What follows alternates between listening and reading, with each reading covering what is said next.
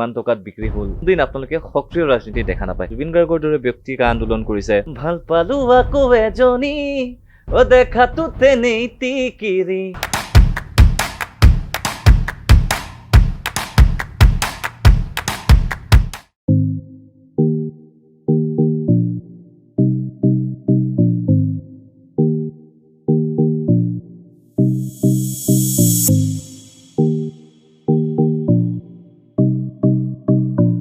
নমস্কাৰ মই আকাশ হাজৰিকা আজি আমাৰ অতিথি হ'ল ভিঘু কাশ্যপ আৰু পুনৰবাৰ সকলোকে চিনাকি কৰি দিয়াৰ কোনো প্ৰয়োজন নাই কিন্তু তেওঁ আপোনাৰ পৰা প্ৰথমতে পোনপটীয়াকৈ জানিব বিচাৰিছোঁ এবাৰ আপুনি BPFৰ গীত গালে AGPৰ গীত গালে কিন্তু BPFও জিতিলে AGPৰো খুব বেছি এটা ভাল পজিশ্যনত নাই তো কি ভাবে আপকামিং আৰু কোন ৰাজনৈতিক দলৰ হৈ গীত গোৱা আপোনাৰ পৰিকল্পনা আছে প্ৰথম কথাটো হ'ল প্ৰথমৰ প্ৰাথমিক কথাটো হ'ল এনেকুৱা ধৰণৰ যে মই অসমীয়া ল'ৰা যি দলত আঞ্চলিকতাবাদ জাতীয়তাবাদ আৰু আমি ভাৰত এখন গণতান্ত্ৰিক দেশ আমি এখন সংবিধানৰ দলত থাকোঁ গতিকে সাংবিধানিকভাৱে যি কোনো দলে নিজৰ যি জাতীয় সত্তা আত্মপ্ৰকাশ কৰে তেনেকুৱা প্ৰত্যেকটো দলৰ বাবে সদায় গান গাম বিকজ গানৰ কাৰণে আজি যদি দুজন মানুহে মোক চিনি পাইছে কেৱল গানৰ বাবে গতিকে গান মোৰ প্ৰফেশ্যন গান মোৰ নিচা গান মোৰ পেচা গতিকে উচিত মাননীৰ বিনিময়ত মই যিটো দলত জাতীয়তাবাদ দেখা পাওঁ তাতে মই গীত গাম এইবাৰ যথেষ্ট জনপ্ৰিয় হৈছে আপোনাৰ দুইটা গীত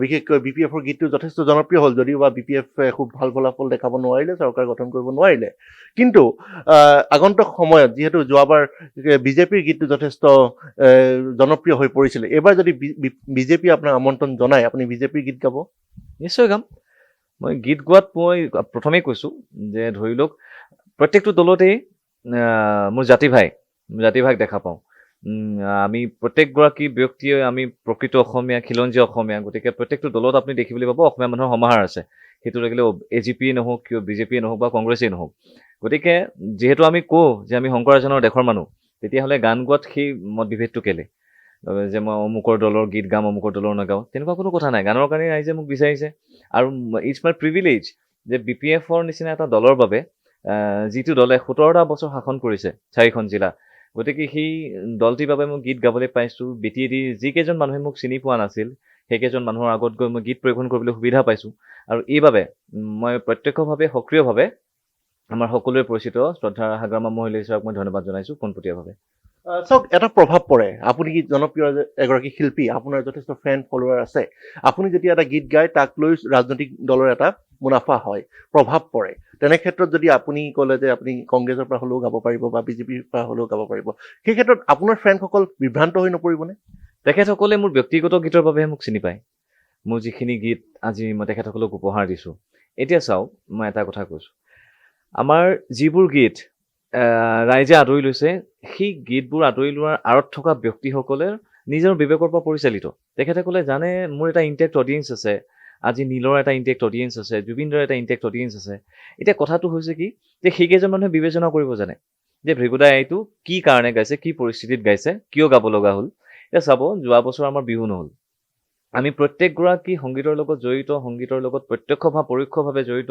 ব্যক্তিসকলে প্ৰত্যেকবাৰ বিহু ভিত্তিক এটা জীৱন আমি আলোচনা কৰোঁ যে এইখিনি প্ৰগ্ৰেম হ'লে আমি এইখিনি টকা পইচা পাম এতিয়া সেই অৰ্থৰ পৰাই আমি নিজৰ জীৱনৰ যিখিনি আহিব লগা কাম দিনবোৰ ৰূপায়ণ কৰে গতিকে এইবাৰ বিহু নহ'ল 7 মাহ ধৰি মই মাইক্ৰফোনটো ধৰা নাছিলোঁ চ' এতিয়া জীয়াইটো থাকিব লাগিব জীয়াইটো থাকিবলৈ নিজৰ যি প্ৰফেশ্যন সেই প্ৰফেশ্যনটোৰ লগত জড়িত কিবা এটা কাম আছে সেইটোতো মই কৰিব লাগিব আৰু সেইটোতো কোনো ধৰণৰ বেয়া কাম নহয় এতিয়া যিসকল মোৰ অনুৰাগী বা ফেন ফলোৱাৰ্ছ আপুনি ক'লে আপোনাৰ ভাষাত মই কৈছোঁ ত' তেখেতসকলে এটা বস্তু বিবেচনা কৰিব পাৰে যে এই গীতটি ভৃগুদা নিজৰ গীত হয়নে নহয় আৰু এই গীতটি আমি শুনিব লাগিব অৰ নালাগে গতিকে মোক গালিও পাৰিছে মই নাই পৰা বুলি নকওঁ যে কিমান টকাত বিক্ৰী হ'ল তেখেতসকলে অন্তৰ্নিহিত হৈ থকা মোৰ পৰিস্থিতি সেইটো তেখেতসকলে অৱগত নহয় তেখেতসকলে পাহাৰখন দূৰৰ পৰা দেখি আছে মোৰ যিখিনি এটা মান্থলি এক্সপেন্সেছ আজি আপুনিও গম পায় গুৱাহাটীত এজন মানুহ যদি থাকিব লগা হয় কি ধৰণৰ এক্সপেন্সেছখিনি আহে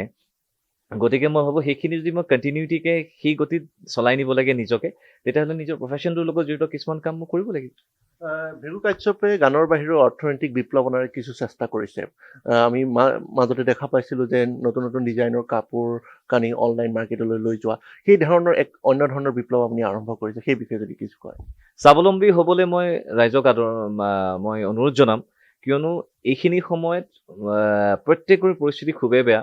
আপুনি আপোনাক সহায় কৰি থকা আগৰ পৰা যদি সহায় কৰি থকা কোনোবা এজন বিশেষ ব্যক্তি আছিল, তেখেতে বৰ্তমান হয়তো আপোনাক সহায় কৰিব নোৱাৰিব পাৰে, কাৰণ তেখেতৰ অৱস্থা তেনেকুৱাই।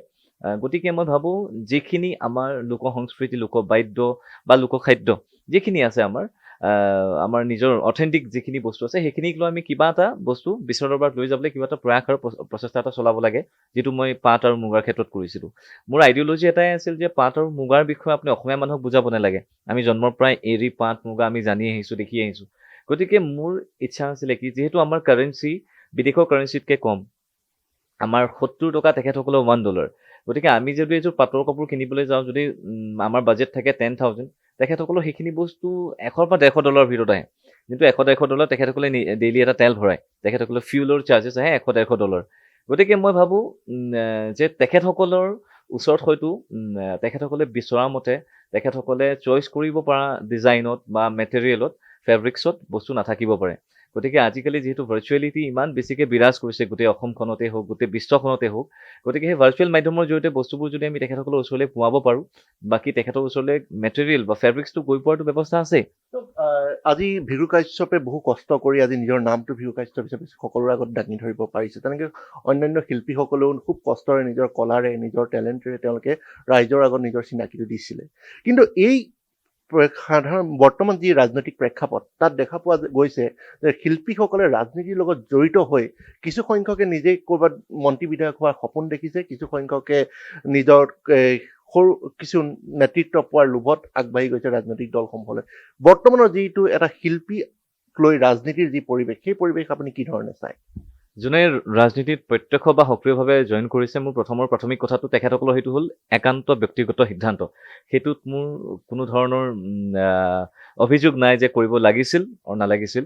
সেইখিনিৰ প্ৰশ্নৰ উত্তৰ সময় আছে, সময়ে সকলোখিনি বস্তুৰ উত্তৰ দি যায়। গতিকে সময় তেখেতসকলে পাব। যদি ভাল কৰিছে ৰাইজে বাহ দিব, যদি বেয়া কৰিছে গালি পাৰিব। গতিকে সেই বিষয়ে কথা নাই। কিন্তু মই ভাবোঁ যে মোক মানে ভৃগু কাশ্যপক কোনোদিন আপোনালোকে সক্ৰিয় ৰাজনীতি দেখা নাপায়। আপোনালোকক মই আজি কৈছোঁ, এই ভিডিঅ' ক্লিপছটো ৰাখি থ'ব। কোনোদিন আপোনালোকে মোক কোনো এটা মন্ত্ৰী বিধায়ক হোৱাৰ সপোন মই মনত পুহি ৰখা নাই। কিন্তু মোৰ যি প্ৰফেশ্যন, সেই প্ৰফেশ্যনটোৰ লগত জড়িত কিবা ধৰণৰ যদি কাম আহে, মই নিশ্চয় কৰি যাম, তাত কোনো দ্বিধা নাই। কোনো দলে বৰ্তমানলৈকে আপোনাক নিমন্ত্ৰণ জনোৱা নাই নেকি তাতে যোগদান কৰি? প্ৰত্যেকটো দলৰ পৰাই অফাৰ আহিছে জইন কৰিবলৈ, মই ক'তো জইন কৰা নাই। বিজেপিৰ পৰা কৰিছে? মই প্ৰত্যেকটো দল বুলি কৈছোঁ, তাতে বিজেপি অন্তৰ্নিহিত হৈ আছে। বৰ্তমান সময়ত তেনেধৰণে আমি দেখা পাইছোঁ, এতিয়া বহু লোকে কা আন্দোলন কাৰ বিৰোধিতা কৰিলে, এতিয়া বহুতে কৈছে যে নাই, সেই বিৰোধিতা ভুল আছিলে। কিন্তু জুবিন গাৰ্গ এতিয়াও সক্ৰিয় হৈ আছে। জুবিন গাৰ্গে কৈছে যে আমি কা পাহৰি যোৱা নাই, কা আমি হেৰি কৰিবলৈ। সেই স্থিতি আপোনাৰ ক্ষেত্ৰত কি? চাওক, ৰুলিং গভৰ্ণমেণ্ট এটাই যি ধৰণে ব্যৱস্থা হাতত ল'ব, সেই ব্যৱস্থাটোত আপুনি যদি সেই ব্যৱস্থাটো ভেনিছ কৰিবলৈ বিচাৰিছে বা ভেনিছ হোৱাটো বিচাৰিছে, তেতিয়াহ'লে কি হ'ব? আপোনাক এটা পলিটিকেল পাৱাৰ লাগিব। আপুনি এতিয়া ৰাজপথৰ আন্দোলনতেই আমি যদি নিজৰ কৰ্মৰাজিখিনি এভাগে ৰাখি ৰাজপথৰ আন্দোলনত ব্যস্ত হৈ থাকোঁ, তেতিয়াহ'লে সমাজ ব্যৱস্থা, সমাজ নীতিটোত কিবা ক্ষেত্ৰত চাগে কুপ্ৰভাৱ এটা পৰিব বুলি মই ভাবোঁ। গতিকে যিকেইজন লোক বৰ্তমান চৰকাৰত আছে, তেখেতসকলে মই ভাবোঁ তেখেতসকল উচ্চ শিক্ষিত প্ৰত্যেকজন ব্যক্তি। সেয়া লাগিলে ডক্টৰ হিমন্ত বিশ্ব শৰ্মা ছাৰেই নহওক কিয়, সৰ্বানন্দ সোণোৱাল ছাৰেই নহওক কিয়, যাকে আপুনি চায়, প্ৰত্যেকজনেই হাইলি এডুকেটেড। গতিকে মই ভাবোঁ তেখেতসকলো অসমৰ খিলঞ্জীয়া মানুহেই, আৰু তেখেতসকলে কোনোদিন অসমৰ কিবা এটা বেয়া হোৱা কাম তেখেতসকলে অসমবাসীৰ বাবে লৈ নাহে। আৰু মই আশাবাদী যে যিবোৰ ঘটনা হৈ গৈ আছে, সেই ঘটনাবোৰৰ পৰিসমাপ্তি ঘটক আৰু অসমৰ ৰাইজৰ মাজত যি নতুন দিন আহে, নতুন দিনবোৰৰ সূচনা সোনকালে কৰক। আপুনি পাকে প্ৰকাৰে ক'ব বিচাৰিলে যে কাটো এক প্ৰকাৰৰ ভালেই নাই, সেইটো মই কোনোদিন কোৱা নাই। মই কৈছোঁ মোৰ এটা বিশ্বাস আৰু আস্থা আছে যে আন্দোলন ময়ো কৰিছোঁ। আপোনালোকে যদি আপোনালোকৰ ক্লিপছ চাই, আপোনালোকে মোকো দেখিব। মই কৰিছে, আজি কিন্তু সলনি কৰিছে আপোনাৰ ভাষ্য। মই স্থিতি সলনি কৰা নাই। মই কৈছোঁ যে যিকেইজন মানুহে চাওক, এটা ৰুলিং গভৰ্ণমেণ্ট এটা যদি কাখন বাতিল হ'বলেই হ'ল হয়, তেতিয়াহ'লে জুবিন গাৰ্গৰ দৰে ব্যক্তি কা আন্দোলন কৰিছে, মানস ৰবীন্দ্ৰৰ দৰে ব্যক্তি আন্দোলন কৰিছে, তেতিয়াই কাখন স্থিতিত আছে। কিন্তু আছে, অটল আছে। কিন্তু এতিয়া চাওক, মই এনেকুৱা এটা পৰিস্থিতিত আছোঁ, যিটো পৰিস্থিতিত মই যদি কৈ দিলে কাখন বাতিল হ'ল হয়তো অভিয়াছলি হ'ল হয়। তেতিয়াই ক'লো হয়, তেতিয়াই কৈছিলোঁ আমি নামানো, আমি প্ৰটেষ্ট কৰিছোঁ ডাঙৰকৈ, কিন্তু হোৱা নাই। এতিয়া সেই নোহোৱা বস্তু এটা জুবিন দাহঁতৰ দৰে ব্যক্তি লাগি পেলাই যদি নহ'ল, তাতে কোন ভৃগু কাশ্যপ? মেটাৰ সেইটো কৰে। সকলোৰে নিজৰ এটা স্থিতি আছে, সকলোৰে নিজৰ এটা গণতান্ত্ৰিক দেশত সকলোৰে অধিকাৰ আছে ক'ব পাৰে। স্থিতি মোৰ একেই আছে, কিন্তু মোৰ এটা বিশ্বাস আৰু আস্থা আছে যে তেখেতসকলে চাগে হয়তো, যিহেতু তেখেতসকলো অসমীয়া, গতিকে তেখেতসকলে অসমৰ কিবা এটা বেয়া হোৱা কাম তেখেতসকলে চাগে নকৰে, মোৰ সেইটোহে। কিন্তু ময়ো আমি নামানো বুলি মই আজিও কৈছোঁ, সদায় ক'ম। এয়া স্পষ্টভাৱে তেওঁ ক'লে আৰু খুব সুন্দৰ। আমি আৰু কিছু বিষয়লৈ যাওঁ। আমি এতিয়া ছ'চিয়েল মিডিয়াৰ যুগ, ছ'চিয়েল মিডিয়াত দেখা পাওঁ বিভিন্নজনে বিভিন্ন ধৰণৰ কথা কয়, প্ৰশংসাও কৰে, গালিও পাৰে। তাৰ মাজতে কিছু সংখ্যাই কয় যে ভিঘু কাশ্যপ যেতিয়াৰ পৰা জনপ্ৰিয়তা পালে তেতিয়াৰ পৰা কিছু প্ৰকাৰৰ অহংকাৰী হৈ পৰিছে। সেই কথা কিমান সত্যতা আছে? চাওক, দোকান এখনলৈ আপুনি গৈছে, আপোনাৰ কিবা এটা বস্তু ভাল লাগিবও পাৰে, আপোনাৰ দোকান এখনত প্ৰত্যেকটো বস্তু ভাল কেতিয়াও নালাগে। আজি মই যদি ক'বলৈ যাওঁ যে প্ৰত্যেকজন মানুহৰ যদি লাইকছ থাকে, ডিছলাইকো থাকে। ইউটিউবত চাব, মই আপোনাক উত্তৰটো অকণমান ডিপ্ল'মেটিকেলি এইটো কাৰণে দিছোঁ। ইউটিউবত দুটা অপশ্যন থাকে, লাইক এণ্ড ডিছলাইক। আপুনি যদি লাইক বেছি পায় মনটো ভাল লাগে, ডিছলাইক বেছি পালে আপোনাৰ মনটো দুখ লাগে। ডেট মিনছ আপোনাক ভাল পোৱা মানুহো আছে, বেয়া পোৱা মানুহো আছে। গতিকে আপুনি যদি আপোনাক সমালোচনা, যদি আপুনি ৰাইজৰ কোনোবা এখন ষ্টেজত আপুনি গান গাই আছে, আপোনাৰ আগত 5,000 মানুহে আপোনাৰ গানটো ভাল পায়, হাত চাপৰি দিছে, সেইটো আপুনি একচেপ্ট কৰিছেতো, তেতিয়াহ'লে আপোনাৰ এনেকুৱা এটা দিন আহিব, হয়তো আহিবলগীয়া হ'ব পাৰে, বা আহিছে কিবা এটা হ'ব আৰু সেইটো, যে সেই মানুহকেইজনৰ 500 মানুহে আপোনাক বেয়া পায়, তেখেতসকলে হাত চাপৰি দিয়া নাই। আপোনাৰ লক্ষ্য হ'ব লাগিব যে সেই 500 মানুহে আপোনাক কি ধৰণে ভাল পায়, সেই বস্তুটো আপুনি ইতিবাচক হিচাপে ল'ব লাগিব। কাৰণ আপুনি মানে এই জীৱনটোত নিজৰ ফেমিলিটো বাদ দিয়ক, আপুনি কাকোৱেও প্ৰশ্নৰ উত্তৰ দি শেষ কৰিব নোৱাৰে। আজি আমি এখন পইচাত মহাত্মা গান্ধীৰ ফটো থাকে, আজি মহাত্মা গান্ধীৰ ফটো এখনো যদি আপুনি ইউটিউবত আপলোড কৰে, মহাত্মা গান্ধীকো বেয়া পোৱা মানুহ আছে, কিন্তু সেইজন মানুহৰ ফটো নহ'লে, সেই ব্যক্তিজনৰ ফটো নহ'লে কিন্তু পইচাটোৱে তেখেতে ইউজ কৰিব নোৱাৰিব। গতিকে কথাটো হ'ল যে ধৰ্ম বিৰোধিতা, ব্যক্তিগত ভাল পোৱাৰ বেয়া পোৱাৰ যি নীতি, সেইটো সদায় চলি, এতিয়া ল' অফ নেচাৰ, এইটো আপুনি হ'বই। যদি আপুনি জনপ্ৰিয় নাম থাকিলে বদনাম থাকিবই। গতিকে মই সেইটো সদায় ইতিবাচকভাৱে লওঁ, যে যদি কিবা কোনোবাই ট্ৰল কৰিছে, কোনোবাই গালি পাৰিছে, মষ্ট প্ৰবেবলি মানুহ মাত্ৰেই ভুল হয়, মোৰ চাগে ক'ৰবাত ভুল হৈছে, তো মই চেষ্টা কৰোঁ সেই বস্তুটো শুধৰাবলৈ। খুব সুন্দৰ উত্তৰ আপুনি প্ৰদান কৰিলে। এটা বিষয় আমি দেখা পাওঁ, আপুনি ক'লে যে আপোনাৰ পেচা হয়, যোনেই আপোনাক আমন্ত্ৰণ জনাব আপুনি গীত তেওঁলোকৰ হৈ পেলাই গাব লাগিব। কিন্তু এজন শিল্পীৰ নিজৰ স্থিতি আৰু প্ৰকাশ ভংগীৰ ওপৰত বহু সমাজত যথেষ্ট প্ৰভাৱ পৰে। ডক্টৰ ভূপেন হাজৰিকাদেৱে আমাৰ সমাজৰ কাৰণে বিভিন্ন ধৰণে বিভিন্ন প্ৰকাৰে সকলোকে জাগৃত কৰাৰ প্ৰতিটো ক্ষেত্ৰতে তেওঁ গীত গাই গৈছিলে, আৰু সেই গীতৰে এক প্ৰকাৰ বিপ্লৱ আনিবলৈ বাবে চেষ্টা কৰিছিলে। আপুনিও এজন শিল্পী, তো সেই ক্ষেত্ৰত আপোনাৰ ৰেছপনচিবিলিটি নাথাকেনে, আপোনাৰ দায়িত্ব নাথাকেনে যে আপুনি আজি আপুনি ক'লে কাখন আপুনি নামানে, আৰু তেনেকুৱা এটা দলৰ কাৰণেও গীত গাবৰ বাবে সাজু হৈ আছে? চাওক, এতিয়া কথাটো হ'ল এনেকুৱা ধৰণৰ যে বিজেপিয়ে হওক, AGPয়ে হওক বা কংগ্ৰেছেই হওক, তেখেতসকলে প্ৰত্যেকেই শাসন ভাৰত আহিছেনে? আহিছে। AGP চৰকাৰো আমি পাইছোঁ, হিতেশ্বৰ শইকীয়া চৰকাৰো পাইছোঁ, প্ৰফুল্ল মহন্তৰ চৰকাৰ পাইছোঁ, তৰুণ গগৈদেৱকো পাইছোঁ, বৰ্তমান সৰ্বাদাক পাই আছোঁ। গতিকে এই দিনবোৰ যে আমি পাৰ কৰি আহিছোঁ, সেই ৰাজনৈতিক মন্দাৱস্থাও আমি দেখিছোঁ, ৰাজনীতিত এটা ভাল পৰিৱেশো দেখিছোঁ। আমি গুপ্ত হত্যাৰ দিনো অতিক্ৰম কৰিছোঁ, কাৰণ মই 87ত জন্মটো, গতিকে গুপ্ত হত্যাৰ প্ৰভাৱেতো পাইছোঁ, আলফাৰ প্ৰভাৱো পাইছোঁ। এতিয়া এই গোটেইখিনিৰ পৰা দেখি কি হৈছে যে কংগ্ৰেছত থকা মানুহখিনি বিজেপিলৈ গৈছে, বিজেপিত থকা মানুহখিনি কংগ্ৰেছলৈ গৈছে, AGPৰ লগত আকৌ বিজেপি এলায়েন্স হৈছে। আল্টিমেটলি আমি উঠি অহা নৱপ্ৰজন্ম আমি কি শিকিম? যি দেখিছোঁ সেইটোহে শিকিম। এতিয়া কথাটো হৈছে, যিটো সময়ত প্ৰচাৰ মাধ্যমৰ মানে প্ৰভাৱটো আমাৰ জনসমাজত বহুত বেছি প্ৰভাৱ নাছিলে, সেইখিনি সময়ছোৱাত কাহিনীবোৰ বেলেগ আছিলে। যিটো সময়ত আপুনি কথাটো কৈছে, যিটো সময়ত নিউজ পেপাৰে একমাত্ৰ সংবাদ মাধ্যম আছিল আৰু দূৰদৰ্শনটো একমাত্ৰ সংবাদ মাধ্যম আছিল, সেইটো সময়ত মানুহৰ স্থিতি বেলেগ আছিল। কিন্তু এতিয়া কথাটো এনেকুৱা হৈ চাব যে ধৰি লওক, যি দেখি আহিছোঁ আমিতো তাৰ পৰাই শিকিম। আমাৰ ওপৰৰ জেনেৰেশ্যন কোন? আমাৰ ওপৰৰ জেনেৰেশ্যন যাক আপুনি নিজেও অনুধাৱন কৰিব সেইখিনি, যে মোৰ ওপৰৰ জেনেৰেশ্যনটো কোন? এতিয়া সেই গোটেইখিনি বস্তুৰ পৰা এটাই বস্তু লক্ষ্য কৰিছোঁ যে গো উইথ দ্য ফ্ল'। আপুনি যোনটো ফ্ল'ত আপোনাক বিচাৰিছে, কাৰণ আপোনাৰ ছাকচেছেই হওক, আপোনাৰ অপৰচুনিটিয়ে হওক, আপোনাক এবাৰ নক কৰে। সেই নকটো যদি আপুনি দুৱাৰখন খোলা নাই, সেই অপৰচুনিটি আপোনালৈ কেতিয়াও নাহে ছেকেণ্ড টাইম। গতিকে মই ভাবোঁ মোৰ কেৰিয়াৰ গ্ৰাফটোত মোৰ যিখিনি ইণ্টেক্ট অডিয়েঞ্চ আছে, মোৰ গীত শুনে, খুব কম সংখ্যক মানুহে শুনে হয়তো। গতিকে যিকেইজন মানুহে মোৰ গীত শুনে, তেখেতসকলে মোৰ ওপৰত সেইখিনি বিশ্বাস আৰু আস্থা ৰাখিব যে তেখেতসকলে মোক যিবোৰ গানৰ কাৰণে ভাল পাইছিল, সেইবোৰ গানৰ কাৰণে ভাল পাব। আৰু মই বিভিন্ন ৰাজনৈতিক দলৰ বাবে আজি গাই আছোঁ, অনাগত দিনতো গীত গাম। মোকতো মাজতে এটা ইণ্টাৰভিউত প্ৰণৱ বৰুৱাই ইলেকশ্যন ছিংগাৰ বুলি কৈছিলে। গতিকে গাইছিলোঁ মই, নাই গোৱা বুলিও নকওঁ। গতিকে যি দেখি আহিছোঁ, একৰ্ডিং টু ইয়ৰ কুৱেশ্যন, মই যদি কওঁ যি দেখি আহিছোঁ সেইখিনিয়ে কৰি গৈ আছোঁ। I am going with the ফ্ল' এণ্ড আই উইল। আপোনাৰ স্থিতি? মোৰ স্থিতি কি ক্ষেত্ৰত? আপুনি ক'লে ফ্ল' ক্ষেত্ৰত যাম, কিন্তু আপোনাৰ ব্যক্তিগত নিজৰ হিচাপে বিহু কাশ্যপ হিচাপে সমাজৰ প্ৰতি এটা স্থিতি থাকিব, এটা দায়বদ্ধতা থাকিব, সেইটো ক'লৈ যাব? ৰেছপনচিবিলিটি এইটো আছে ডেট মোৰ গানৰ পৰা আপোনালোকে কোনো ধৰণৰ আজিলৈকে সমাজত বিয়োগাত্মক দিশ প্ৰতিফলিত হোৱা কোনো ধৰণৰ গীত মই আজিলৈকে গোৱা নাই। দিছ ইজ মাই ৰেছপনচিবিলিটি, আৰু কোনোদিন মই এইখিনি কাম নকৰোঁ। এণ্ড মোৰ যিমানখিনি গীত আজিলৈকে মই উলিয়াইছোঁ, প্ৰত্যেকটো গীততে আপোনালোকে সমাজৰ প্ৰত্যেকজন ব্যক্তি একেলগে বহি একেখন চেয়াৰত বহি মোৰ গীত চাব পাৰিব, মোৰ গীত শুনিব পাৰিব। মানে এনেকুৱা ধৰণৰ হ'ব নোৱাৰে যে গীতটি বাজি আছে, আপোনাৰ ল'ৰাজন কাষত বহি আছে, বাপেকে গীতটি বজাই দিলে, পুতেকে আৰু বাপেকৰ মাজত এটা মানে আনইজি ফিল এটা হ'ল। এনেকুৱা ধৰণৰ লিৰিক্স মোৰ গীতত নাই, আৰু সেইটো কেতিয়াও নহয়। This is my responsibility. খুব সুন্দৰ উত্তৰ। আৰু আমি বহুত ৰাজনীতিৰ কথা পাতিলোঁ, এতিয়া কিছু গীতৰ কথা পাতোঁ। ভৱিষ্যতৰ আপোনাৰ পৰিকল্পনা, কিয় 2020টো সকলোৰে কাৰণে ভাল নগ'ল খুব বেছি, 21ত আপোনাৰ কেনেধৰণৰ পৰিকল্পনা আছে? আচলতে 20ত বহুতখিনি গীত জনপ্ৰিয় হ'ল, কিন্তু সেই গীতখিনি গোৱা নহ'ল। মণি নব হ'ল, মণি নব 18 মিলিয়ন, 1.8 কাৰোৰ মানুহে চাইছে। সুন্দৰী পমিলা 15 মিলিয়ন মানুহে, মানে 1.5 কাৰোৰ মানুহে চাইছে।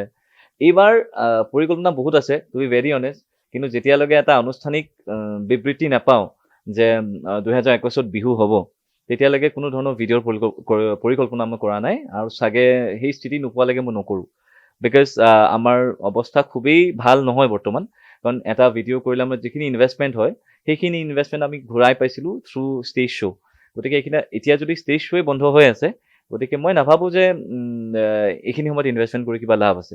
যদিও 2টা গান আছে, কৰি থোৱা আছে, আৰু সেই গানটোত মই ভাবোঁ ৰাইজে যথেষ্ট আমোদ পাব, বিনোদন পাব, আৰু নিজৰ যিখিনি কৰণাই যিখিনি প্ৰভাৱ পেলালে সেইখিনি আঁতৰাই দিব।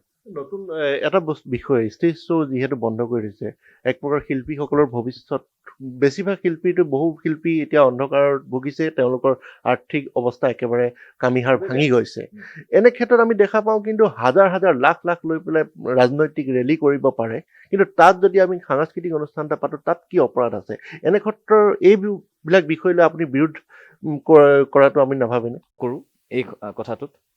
যেতিয়া মই প্ৰথমবাৰ হাগ্ৰামা ছাৰৰ বাবে গীতটি গাবলৈ গৈছিলোঁ, চ' সেইখিনি সময়ছোৱাত যেতিয়া মই যোনটো সমাৱেশ দেখিছিলোঁ, তো সেই সময়ছোৱাত মানে বহুত দিনৰ পিছত তেনেকুৱা এটা সমাৱেশ দেখিছোঁতো লাইভলি, মই এটা খন্তেক সময়ৰ বাবে মই নাৰ্ভাছ যে মই কোনটো গানেৰে আৰম্ভ কৰিম, মই ইয়াতে কোনটো গীতেৰে কি গাম, কি ভাষাত কথা পাতিম, এনেকুৱা টাইপ লাগিছিলে।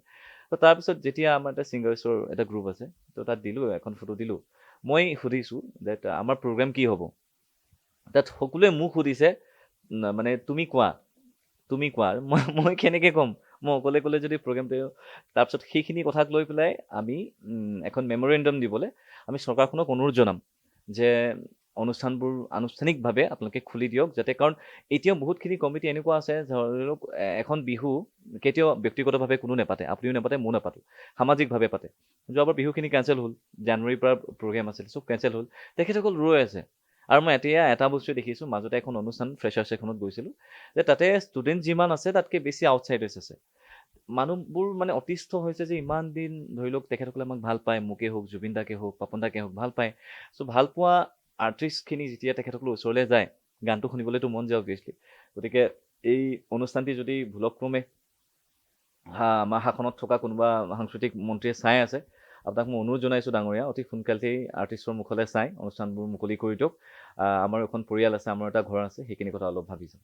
নিশ্চিতকৈ এই বিষয়টোৰ বিষয়ে চৰকাৰৰ বিষয়ববীয়াসকলে চোৱাটো ভাল। ঠিক সেইদৰে যে আজি কৃষক সমাৱেশ পাতিলে একো কৰোণা ভাইৰাছ তাত বিয়পি নাযায়, কিন্তু আজি কৃষকে আন্দোলন কৰিলে সেইধৰণে কৰোণা ভাইৰাছ বিয়পি যায়। এনেধৰণৰ বহু বিতৰ্কমূলক কথা আছে, আমি তালৈ নাযাওঁ। আপোনাৰ বিষয়ে আৰু ভৱিষ্যতৰ পৰিকল্পনাৰ বিষয়ে এইটো জানিব বিচাৰিম যে ভৱিষ্যতে কি গান পৰিকল্পনা বা কেনেকুৱা ধৰণৰ আপুনি বৰ্তমান অভ্যাস কৰি আছে, বা আপকামিং সময়ত আপুনি কেনেধৰণৰ গীত উলিওৱাৰ কথা ভাবি আছে, তাৰ বিষয়ে গুণগুণাই দিয়ে এটা দুটা গীত। মোৰ যোৱা 5 তাৰিখে এটি গীত ৰিলিজ হ'ল, ভগৱানৰ কৃপাত ৰাইজৰ মৰমত সেই গীতটি এতিয়ালৈকে 4 লক্ষ মানুহে শুনিলে অডিঅ' ভাৰ্জনটো আৰু সেই গীতটোৰে ভিডিঅ'ৰ মই প্লেনিং কৰিছিলোঁ যদিও নট য়েট ফাইনেল মই ক'লোঁ আপোনাক আৰু তাৰপিছত আৰু এটা গীত আহি আছে গীতটিৰ টাইটেল হৈছে মানুহজনী মেইন বুলি মই আপোনাক কৈছোঁ বিনোদন ধৰ্মী গীত এটি ত' তাত মানুহজনী মেইন আচলতে কি হয় আজিকালি এষাৰ যে কথা ওলাইছে মেন বিকাম নটি আফটাৰ 40 বুলি যে এষাৰ ফ্ৰেজ আছে এটা কথা আছে ত' সেই ট্ৰেণ্ডটো মাজতে খুব চলিলে ফেচবুকত লকডাউনত খুব চলিলে কাপল চেলেঞ্জ ছিংগল চেলেঞ্জ এনেকৈ আহিলে ত' সেইখিনি সময়ছোৱাত মই এটা কথাই ভাবিলোঁ যে আমাৰ অসমীয়া সমাজত নিজৰ পত্নীক মানুহজনী বুলি কোৱা যায় ইনফেক্ট মই মোৰ মানুহজনীৰ নাম মানুহজনী বুলিয়ে ছেভ কৰি ৰাখিছোঁ প্ৰিয়মৰ নামটো গতিকে এনেকুৱা হয়গৈ লাষ্টত যে men will be always men কথা এষাৰ থাকে সেইটোৱে যে নিজৰ মানুহজনীৰ যিটো স্থান নিজৰ অন্তৰত থাকে সেইটো কাকো দিয়া নাযায় আচলতে গতিকে মই ভাবোঁ গীতটিৰ টাইটেল হৈছে মানুহজনী মেইন আকৰ্ষিত কৰিব চাগে ৰাইজক মই ভাবিছোঁ